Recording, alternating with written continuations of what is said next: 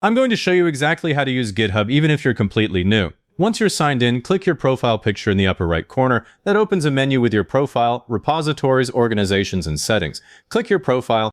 This is what other people see of your public GitHub activity, and right now it's pretty empty. You're about to change that by creating a repository. We'll be including a repository antai. A repository or repo is just a folder for one project and all its files. Go back to the top right and click the plus button.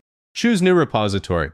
The owner field is where things can go wrong if you're in an organization, so leave it as your own username. Type a short, clear name, no spaces. If you're following along, call it Demo Project and put a hyphen between the words. The description is optional, but I always type one line so people know what they're looking at before they open it.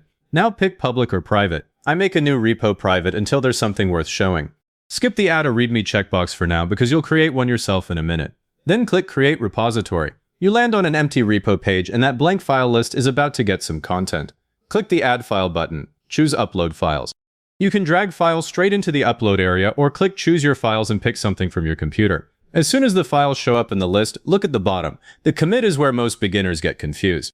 A commit is just a saved change with a message attached, not a simple upload. Leave the default message for now, or type Add Project Files. Then click Commit Changes. After a moment, those files appear right in the repo's file list. And don't put anything with passwords or API keys in a public repo, because even a deleted file can still be pulled out of the commit history. You can also create a file without leaving GitHub. Click Add File again, choose Create New File. Above the editing area, type the file name. For a README, type readme.md. The .md tells GitHub this is Markdown, and GitHub will display it nicely on the main page. In the content box, type a project title and a one-line description. Scroll down, type Add README into the commit message. Click Commit Changes. A descriptive message saves you later when you're scrolling through old changes. Once you commit, the README renders right below the file list on the main repo page. Now, if you need to change a file, open it from the file list, click the pencil icon in the top right of the file view. Make a change in the text, scroll down, type Update Project Description into the commit message, click Commit Changes. The moment you commit, you're looking at the updated file. If you ever need to undo something, the same file view has a history button to see past commits.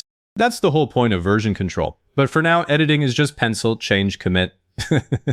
Deleting a file is slightly hidden. Open the file, click the three-dot menu at the top right of the file, choose Delete File. GitHub asks for a commit to confirm. Click Commit Changes, and the file disappears from the current version. It's still in the commit history, but it's gone from the main branch. Now copy the address from your browser bar to share the repo. It'll read github.com, then your username, then the repository name. Send that link anywhere. If the repo is private, the person on the other end won't see a thing until you add them. Open the Repo's Settings tab, click Collaborators in the left sidebar. Type their username or email, choose a permission level, then click Add. I usually give write or maintain access only if they're actually working on the project. While you're looking at any repository, check the star, fork, and watch buttons at the top right. Star is just a bookmark and a bit of appreciation, so click it if you like a project. Fork is the one I use constantly because it creates your own copy of the project under your account. You can change that copy without touching the original. Click Fork. GitHub takes a second to create the copy. Watch is for notifications, so I leave it off unless I need to follow every change. Search lives in the top bar. Click the search box. Type something like JavaScript Weather App. GitHub returns repositories, code, issues, and users. Use the filters on the left to narrow by programming language or sort by recently updated. That way you're not about to use a project that was abandoned 3 years ago. Before you copy anything from a repo, click the license file. Public code is not automatically free to use, and this file tells you what's allowed. If you want to report a bug or a task, open the Issues tab. Click New Issue. Type a title and a clear description, then submit it. For now, just remember an issue tracks a problem, and a pull request proposes changes. You can also click the Releases heading on the right sidebar to see official versions of a project, and the Insights tab to see how active it is. If this is for a team, click your profile picture and choose your organizations to keep business repos separate from your personal account. The Projects tab inside a repo gives you a simple board for tracking tasks without leaving GitHub.